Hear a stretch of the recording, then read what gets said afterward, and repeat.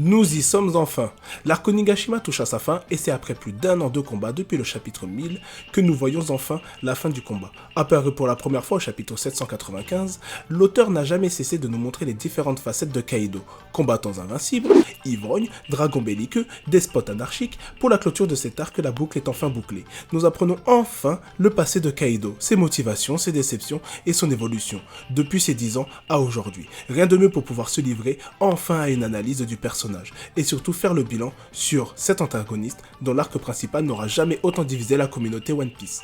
Ota a-t-il réussi à faire de Kaido le meilleur antagoniste de son œuvre? A-t-il tenu ses promesses de ne pas décevoir son public? Bienvenue sur Crossover Channel pour cette critique et analyse. Enfin nous y sommes, enfin Kaido tombe et toutes les retombées que ça implique. Si tu ne veux rien louper des futures analyses et théories sur la suite du manga, c'est ici que ça se passe. Je te préviens, si tu n'es pas à jour niveau manga, tu risques de te faire spoil. Je te conseille de revenir plus tard. Pour le reste, donnez des forces, un pouce bleu si vous aimez la vidéo et pour les nouveaux venus, abonnez-vous pour ne rien louper des futures analyses. Allez sur ce, place à l'analyse de Kaido, l'antagoniste. Qu'est-ce qui fait de Kaido un bon antagoniste? Tu ne sais pas? Moi je vais t'expliquer. Alors tout d'abord, on va se demander qu'est-ce qui fait d'un bon antagoniste un bon antagoniste. Ça c'est la base des bases. Et concernant Kaido, le maître mot, c'est la puissance. La puissance. Et oui, encore une fois, la puissance. Kaido, depuis les premières fois où il est apparu dans l'œuvre, Oda n'a cessé de nous montrer à quel point il était puissant. Il n'a cessé de nous montrer à quel point il était invincible et il n'a cessé de nous montrer à nous, lecteurs, qu'il est impossible de le battre. Je sais pas si tu te rappelles la toute première fois où il apparaît dans le chapitre 795, le chapitre qui s'appelle même Suicide, où on voit que Kaido il saute d'une île céleste à 10 000 mètres d'altitude et qu'il s'en sort totalement indemne. Suivi juste après cela, il retombe sur... Quand il atterrit, il est face à Kid et il les menace tous, il est là dans son délire complètement psychotique. Et à ce moment-là, quand tu vois la première fois le character design de Kaido, à quel point il est grand, il est musclé, il te rappelle les méchants dans Hokuto no Ken. Tu vois, ces méchants des mangas des années 90, tout en musculature, tu te dis, mais c'est impossible de battre ce mec. Ce mec est une bête, ce mec est une monstre. Et comment Luffy va faire face à lui? Parce que Luffy, tu vois, il est là, il est gentil, il cogne des mecs, mais c'est un gringalet. Alors que là, Kaido, déjà, il pue la puissance. Et ça, c'est un bon point. Parce qu'un antagoniste, on veut qu'il soit puissant, on veut qu'il ait du charisme. Et Kaido, il coche ces cases-là. On ne peut pas le lui retirer. Et je te dis encore une autre fois, il est méchant. Voilà, on a enfin un méchant. Méchant. Du moins, dans les premiers instants où on nous le montre, il est méchant. Kaido, quand tu vois, toi, je te dis pas pour ceux qui n'ont pas suivi la suite que Kaido enfin est un gentil et il va se repentir et se mettre à chialer, etc. Je te dis pas du tout ça. Ce que je te dis, très clairement, c'est que Kaido, là, il est méchant. Pour lui, il n'y a que l'effort qui compte. Les faibles méritent de mourir. Il veut créer un empire, faire une guerre incroyable, la plus grande guerre que ce monde n'aura jamais connue. Et en même temps, il aspire à mourir d'une manière honorable. En fait, déjà, tu vois ces deux choses qui sont totalement opposées, mais qui fait que ça tue sa mère, que quand tu vois, tu te dis c'est un truc de malade, mais c'est ces choses qui font qu'il a de bons ingrédients pour en faire un bon antagoniste. Son chara design, sa mentalité, entre guillemets, qu'il nous transmet, toi, c'est le méchant Dragon Ballesque, et on aime ça. Franchement, on aime ça, ce genre de méchant qui est juste méchant et qui est là pour cogner du faible et qui est en totale opposition avec les principes de l'amitié, le pouvoir de l'amitié qui va à tout va, toi, tous ces trucs-là. On aime ça chez les méchants. Moi, personnellement, j'aime beaucoup ça. Et même, quand je te dis que Kaido, il pue la puissance, toi, je vais en rajouter. La première fois qu'on voit son fruit du démon, tu vois un putain de dragon géant, mais Shenron version combattant. Le mec, il a réussi à détruire, je sais plus quoi, je crois que c'était le château. Il le détruit en une seule attaque. Et là... c'est super bien fait parce que tu lis, tu vois qu'il est beaucoup trop puissant, tu vois que c'est un Zoan mythique, tu vois que la puissance qu'il dégage est incroyable. Et les personnages, quand ils le voient, quand Law le voit, quand Luffy le voit, eux tous sont sur le cul, eux tous se disent mais ce mec, il est énorme. Et sans oublier le combat que Luffy face à lui, et il se fait rétamer. Donc dans l'animé, ils font genre que Luffy met 2-3 coups, etc. et tout, mais dans les tomes, ça va très vite. Luffy, il vient, il met ses droites et boum, coup de Kanambo, il est vaincu. Et à partir de ce moment-là, tu te dis, mais ce mec est beaucoup trop puissant et que c'est ça le niveau Yonko. Alors comment est-ce que notre protagoniste va faire pour arriver à ce niveau-là, et comment est-ce qu'il va faire pour battre celui qui est annoncé par l'auteur même comme étant la créature la plus puissante du monde? Et c'est ça qui est vraiment incroyable chez Kaido. Alors ça, c'est sur tout ce qui est côté chara design, puissance, tu connais, mais pour un antagoniste, il faut savoir ses motivations, son caractère.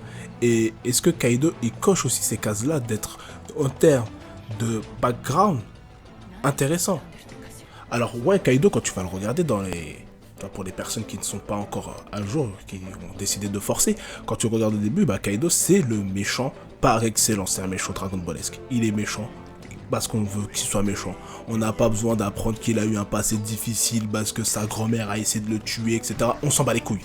Très clairement, on s'en bat les couilles. Le mec, il est puissant, il est méchant, il est fou, il se bourre la gueule, il est complètement psychotique et c'est ça qu'on kiffe chez lui. Très clairement, au bout d'un moment, un méchant n'a pas besoin de raison d'être méchant. Il peut y avoir des très bons méchants juste parce qu'ils sont méchants. Et lui, Kaido, c'est ça. C'est un mec qui n'obéit qu'à une seule loi. La loi du plus fort. Si tu es faible, tu meurs. Si tu es fort, tu vis. C'est un pirate à l'état pur. Et on le voit même quand c'est le passé. Tu sais, on le voit 25 ans plus tôt quand il se bat contre Oden. Il a en même temps cet esprit chevaleresque, j'ai envie de dire, cet esprit de samouraï qui fait qu'il aime la force, mais que pour lui, la force se distingue dans le combat à la loyale. Et quand la vieille sorcière, elle intervient, il est vénère. Il est vénère. Et c'est pour ça qu'on le kiffe encore plus. Et c'est pour ça que même Oden qui s'oppose à lui, il est aussi ultra kiffant. Tu vois, dans ce moment-là, Kaido coche toutes les cases pour être un antagoniste de légende. Parce que dans le passé, il est incroyable. Dans le présent, il est incroyable.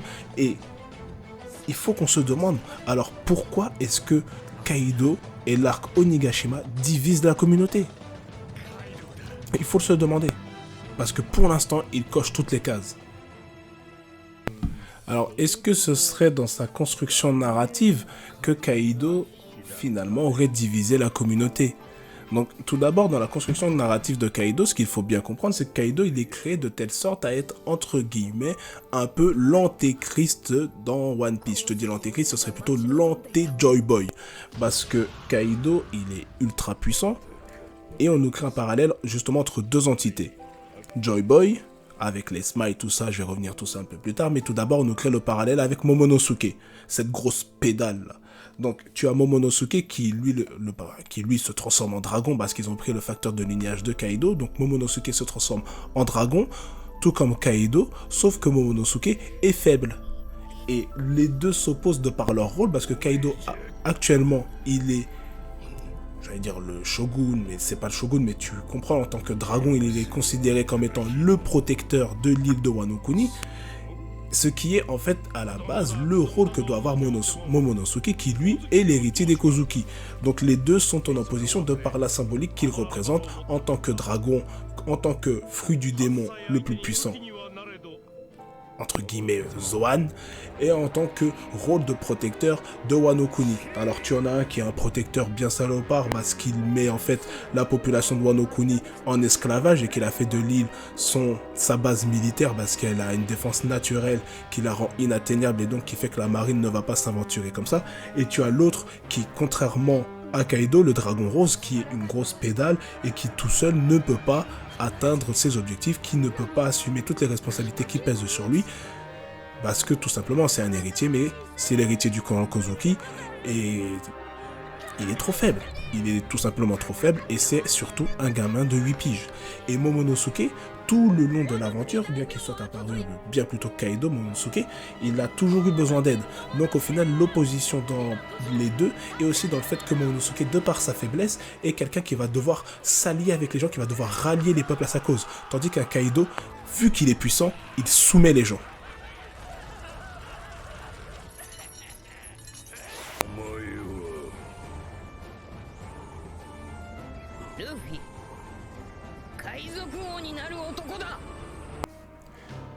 Et dans le même style d'opposition, on a Kaido versus Luffy, notre protagoniste.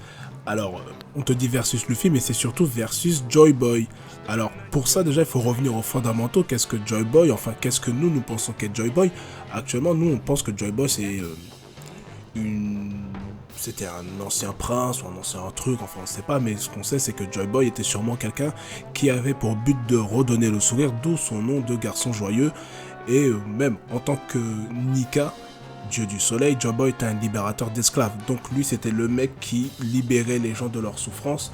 Et encore aujourd'hui, le nom de Nika est un nom qui est un peu synonyme d'espoir, le soleil, tout ça qui vient éteindre, enfin, qui vient dissiper la nuit et qui représente en fait une nouvelle ère, un nouvel âge qui est l'âge de la joie où tout le monde est libre. C'est ça Joy Boy. Et l'opposition qu'il y a entre Joy Boy et Kaido, c'est que déjà Kaido, comme je l'ai dit précédemment, c'est un peu comme l'antéchrist. Tu as le Christ qui est Joy Boy, qui est l'élu, qui va ramener la paix dans le monde, qui va ramener un nouvel âge, un nouveau soleil et le sourire et le salut donc au peuple du monde de One Piece en les rassemblant tous sous un même égir.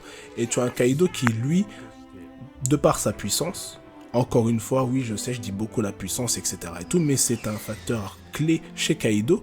Un Kaido qui, lui, de par sa puissance, de par toute cette force qu'il a, domine les gens. En fait, tu vois, contrairement à Joy Boy qui, lui, rassemble les gens, Kaido, lui, c'est un dominateur. C'est le dominateur suprême, si tu préfères. Et Kaido, lui, encore une fois, dans toute cette opposition qu'il y a à Joy Boy, Kaido, lui, en fait, il donne le sourire aux gens. Mais c'est un faux sourire. Un Joy Boy, lui, c'est en libérant les gens, en leur donnant enfin la liberté pour laquelle ils ont tant espéré. Un Kaido, ça sera via ses expérimentations pour créer son armée la plus puissante afin de livrer une guerre démentielle. Tu connais la chanson et c'est les smiles qui au final donnent un faux sourire. Tu vois, les habitants de Wano Kuni, ils ont tout le temps le sourire alors qu'ils souffrent, ce sont des esclaves. Mais le mec il est là, il va te dire j'ai le sourire aux lèvres, mais je suis un putain d'esclave, j'en ai marre, je souffre. Mais il a le sourire aux lèvres, il pleure, il a le sourire aux lèvres. Tu vois, Yasue, quand il se fait tuer, il a le sourire aux lèvres. Et c'est la tragédie de Wano Kuni, c'est que Kaido a volé toutes les émotions, tout ce qu'ils font des habitants de Wano Kuni, des humains. Parce que l'humain se distingue par deux choses. Principalement sa capacité à raisonner, sa capacité à exprimer ses émotions. Et Kaido lui a volé cette capacité-là pour la remplacer par un sourire indélébile. Alors certes, c'est ce que Joy Boy est censé amener, le sourire permanent dans le monde, mais un vrai sourire qui sera lié aux émotions, qui sera lié justement au vécu et pas quelque chose de figé sur le visage.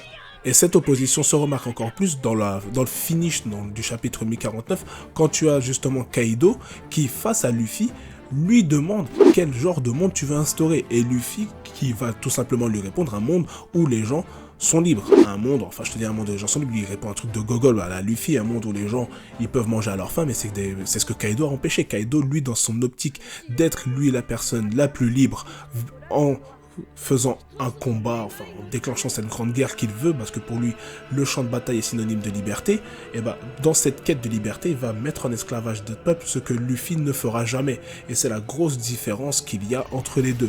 Donc ça c'est les deux actes de construction de Kaido narrativement. Maintenant, moi personnellement ça ne m'a pas déçu, j'ai trouvé ça plutôt intéressant, j'ai trouvé que Oda avait vraiment bien travaillé son personnage, et même tu vois aussi l'opposition qu'il y a entre Luffy et Kaido se répercute encore une fois dans leur relation avec leurs subordonnés, parce que tu as un King, dans le combat King versus Zoro, King qui lui se bat pour faire de Kaido le nouveau roi des pirates, tout comme un Zoro qui se bat pour que Luffy soit le nouveau roi des pirates. Et en fait les deux sont les premiers compagnons de leur capitaine, et tu as les deux qui sont en fait de la même manière. Un King qui a été libéré du gouvernement mondial parce que King est à Lunaria, etc. King il attend Joy Boy, mais Kaido qui lui était surpuissant pensait être le seul à même de pouvoir changer le monde. Tu as un Zoro qui lui va, dans sa première rencontre avec Luffy, être libéré par Luffy, tu sais, si tu te rappelles, dans les tout premiers, enfin dans le chapitre, il me semble que c'est le chapitre 3 ou 2, quand ils arrivent avec le Captain Morgan. Je ferai un rétro One Piece là-dessus. Juste après cela, Zoro est celui qui va considérer Luffy comme étant le futur roi des pirates. Zoro est le premier à croire en Luffy, tout comme King est le premier à croire en Kaido comme étant le futur roi des pirates. Après, on peut encore pousser un peu plus loin avec le rôle du mentor. Quand tu as un Shanks qui est le mentor de Luffy, ce même Shanks qui a promis, enfin ce même Shanks qui a donné le fruit du démon, entre guillemets, donné, je sais, il ne l'a pas donné, Luffy s'en est emparé à Luffy, et Big Mom qui était la mentor de Kaido qu'il a pris sous son aile quand ils étaient chez les Rocks, tu sais, l'équipage d'Avengers maléfiques là, tu vois, la ligue des méchants, tout ce que tu veux, la ligue des justiciers version One Piece, et justement c'est Big Mom qui l'a pris sous son aile, qui a été son mentor, et ils se sont retrouvés tous les deux, on va dire, quand ils sont arrivés au sommet de la piraterie. Putain, c'est long à expliquer, hein, mais j'espère que tu suis toujours et que c'est pas trop fouillé. En tout cas, tu as intérêt à suivre, bordel de merde.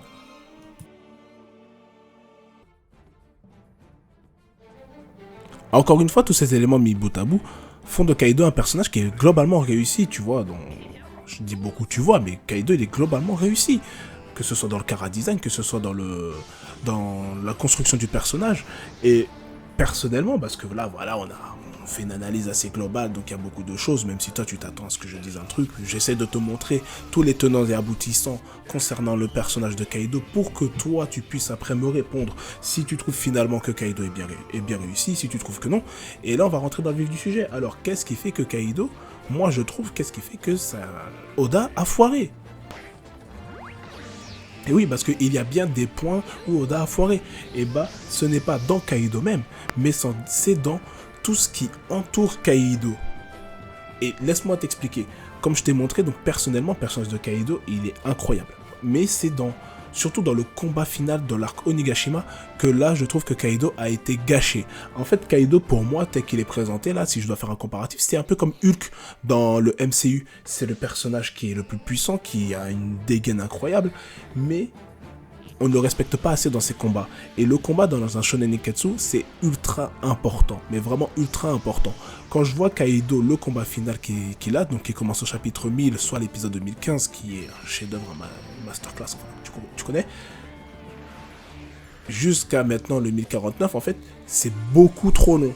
Le rythme, le découpage des cases, l'histoire, tout est entrecoupé, tout est entrelacé, et au final, le combat Luffy contre Kaido, il traîne trop en longueur. Et Kaido, on a l'impression que dans cet arc, dans cette bataille-là, Oda il a voulu nous montrer beaucoup trop de choses. Et c'est la grande problématique des arcs de bataille, de grandes batailles, qui sont comme les arcs finaux des shonen neketsu. C'est que l'auteur veut nous montrer beaucoup de choses en même temps, et ça crée un fouillis incontrôlable. Mais un fouillis, ça fait une grosse merde. Tu vois, le combat Kaido Big Mom versus la nouvelle génération, il est top. Là, tu vas le voir dans l'anime, il est top, il y a des grosses attaques, il y a tout. Si la Toei sort les doigts du cul et qu'ils nous pondent des animations du niveau de l'épisode 1015, ça va être un masterclass. Et très franchement, moi j'ai grave kiffé. Tout le monde s'est mis en valeur, tout le monde a montré sa robustesse, ses pouvoirs, c'était lourd. Et ensuite on est passé dans du Oda, je sépare tout le monde, je commence à montrer des gens dont on en a strictement rien à foutre, je sais pas, mais tu peux même voir Ichiraku de Naruto qui fait des ramen, tu peux tout voir et c'est pas ce que demande le lecteur. Une fois qu'on nous introduit le combat final, je veux qu'on se concentre sur le combat final. Je sais pas pour toi, mais moi c'est ce que j'ai toujours vu. Quand tu vas voir un Luffy contre un Rob Lucci, alors Oda il a toujours eu ce petit côté fouillis où il commence un petit peu le combat final, mais qu'il entrecoupe pendant un long moment avec les combats secondaires, donc des seconds, etc. et tout, pour ensuite reboucler sur plusieurs longs chapitres dédiés spécifiquement au combat. Alors, il a essayé de refaire ça avec Luffy contre Kaido, mais en fait, Kaido a eu trop de rounds. Il y a eu Luffy contre Kaido et la nouvelle génération. Ensuite, c'est entrecoupé, on va te montrer tout le reste. Tu auras Kaido contre Yamato en attendant que Luffy remonte. Allez, les rebelotes, Luffy qui commence à se battre, et c'est entrecoupé, on te montre le combat de Sanji, on te montre le combat de Zoro, puis Luffy qui combat, à nouveau, Luffy qui meurt, et même la mort de Luffy n'est pas épique. En fait, le combat Luffy-Kaido manque de dimension épique. C'est un combat d'une bataille finale, c'est un combat à la hauteur de 3. C'est un combat qui aurait dû être épique, avec beaucoup plus d'émotion et beaucoup plus d'intensité. Or là, on a l'impression que beaucoup de choses sont rushées. Luffy est mort.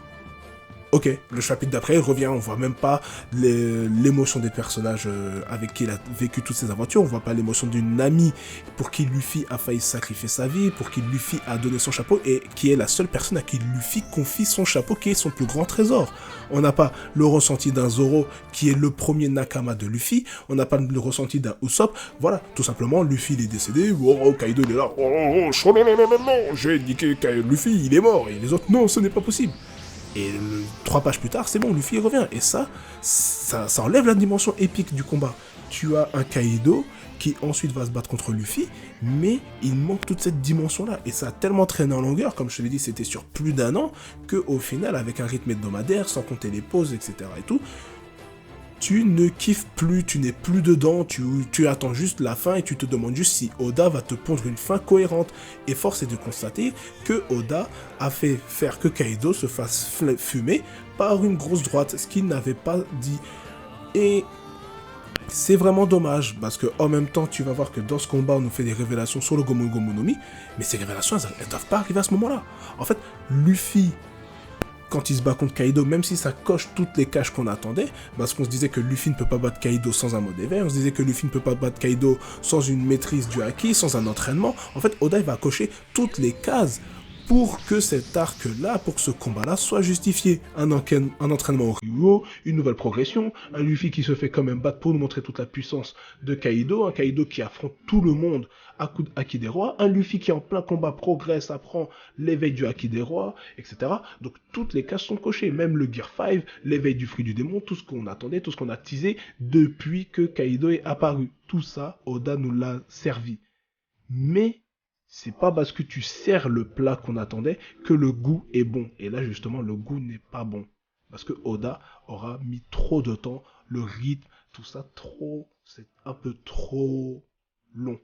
Et finalement, ça nous donne cet arrière-goût d'inachevé, cet arrière-goût de dommage, quand on a un antagoniste de ce niveau-là. Finalement, on va plus retenir un Doflamingo, qui lui se sera fait battre par un Gear Force qui a laissé tout le monde sur le cul, ou même un Katakuri avec la fameuse scène où Katakuri se plante le trident que Luffy sort le Snake Man, que là on va le mode cartoon qui a déjà divisé les gens. Ils se sont dit mais c'est quoi cette connerie, ceux qui avaient analysé depuis longtemps s'attendaient à ce qu'il y ait cela, etc. Les révélations du gouvernement mondial où on se dit s'ils recherchaient autant ce fruit du démon, ils auraient dû le trouver ou envoyer la marine et tout ça, et au final Kaido est passé en retrait. C'est dommage parce que sur la fin, Oda nous a rapporté de la matière sur Kaido. Dans ce chapitre 1049, Oda il nous rapporte via le passé de Kaido tout ce background qui donne à Kaido beaucoup plus de saveur, beaucoup plus de profondeur, notamment tout son passé et qui font qu'on a plus la même envie de comprendre Kaido, que finalement il est méchant, que finalement c'est et outre le fait, bien que je te disais précédemment que le fait qu'on nous ait montré au tout début qu'il est méchant, parce qu'il est méchant, lui donnait un air très kiffant, et quand tu le vois, tu comprends qu'il a ce credo-là de la loi du plus fort, parce qu'il a toujours été trahi par les gens qui étaient plus faibles, parce qu'au final, les faibles, que font-ils face au fort? Ils s'unissent face à ce fort, ils s'unissent face à lui, et ils le trahissent dans le cas contraire quand le fort est avec eux. Donc là, il a toujours été trahi, il a toujours été considéré comme une arme. Lui, en fait, il voulait juste être considéré comme un être à part entière, et force est de constater que, de par sa grande force, de par son talent naturel, il est considéré comme une arme, et ce n'est juste un objet politique, et c'est comme ça qu'il est vu par la marine, c'est comme ça qu'il est vu par les gens du royaume de Vodka, et c'est sûrement comme ça qu'il n'a pas été vu par exemple par Shrek, et surtout par Big Mom, qui elle l'a plutôt vu comme un enfant de 15 ans qui doit être pris sous son aile, d'où son attachement à elle, d'où l'attachement de Kaido à King, qui s'est vu en King comme étant exploité alors que ce n'était qu'un enfant. Et là où c'est tragique, parce que Kaido au final ça limite une dimension tragique quand tu vois ce personnage qui cherchait la mort, une mort glorieuse pour ressembler à tous ces gens, tous ces grands hommes qu'il a combattus ou avec qui il a combattu, c'est qu'au final Kaido attendait Joy Boy et que Kaido va se faire battre par ce même Joy Boy et que Kaido au final a eu ce rôle d'être ce mal nécessaire, toi, ce même mal qui doit permettre au héros dans un shonen neketsu de s'éveiller.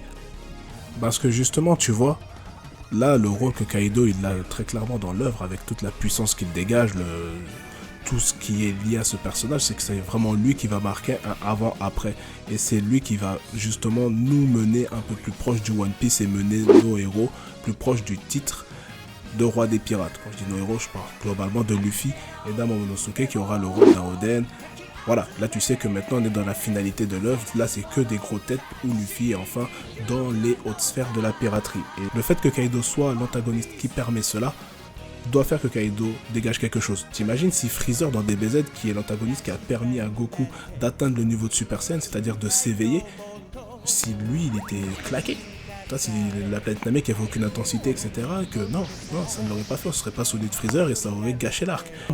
Et au final, Katakuri, Doflamingo, qui ont eu des arcs qui étaient assez longs, qui ont eu des combats qui étaient aussi en parcimonie, mais au final ont eu cette dimension épique qui font qu'on se rappelle d'eux, comme un Doflamingo qui, lui, dans son passé, on voit très bien, c'est un salopard, et c'est incroyable. Un Katakuri, malgré son complexe, on voit que c'est un homme d'honneur et que son combat avec Luffy est incroyable. Et un Kaido qui réunit tout ça, le côté homme d'honneur, le côté salopard, et l'opposition directe avec Luffy, on va pas s'en souvenir comme étant l'un des meilleurs antagonistes, parce que l'arc est biaisé.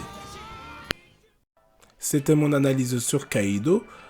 Tu me diras toi de ton côté si tu es d'accord avec moi, si tu penses qu'il est bien réussi, et si tu penses qu'on va s'en souvenir comme étant l'un des meilleurs méchants de One Piece.